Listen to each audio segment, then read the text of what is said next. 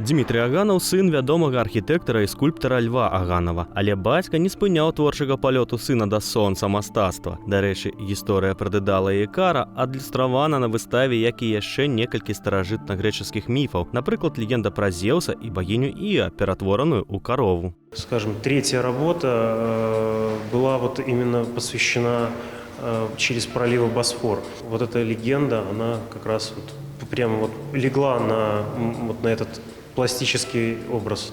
Побач са скульптурай Дмітрыя Аганава размешчана графік Елізаветы Пастушенка, якія спалучаюцца ў цэльныя кампазіцыі. Напрыклад, ідэі дуалізму, што Дмітрый зараз развівае ў сваіх новых творах, знайшлі ўвасабленне і ў графічных работах мастачкі. Увидел в ней вот этот вот пластический ход, который посчитал, что он созвучен с моими работами. В ее работах есть многогранность образов, есть поэтичность и присутствует хороший отбор и философия своя. Вечныя філасофскія тэмы жыцця і смерці, кахання і нянавісці, мужчынскага і жаночага ствараюць філасофію вобраза. Некаторыя з гэтых антыномій скульптар заўважыў на мяжы Еўропы і Азіі. Мне довелось попутешествовать в Стамбуле.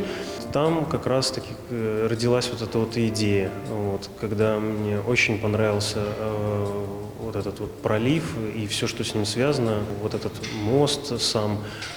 В принципе, вот есть серия работ, посвященных вот этой теме между Европой и Азией, «Мираж в Эгейском море».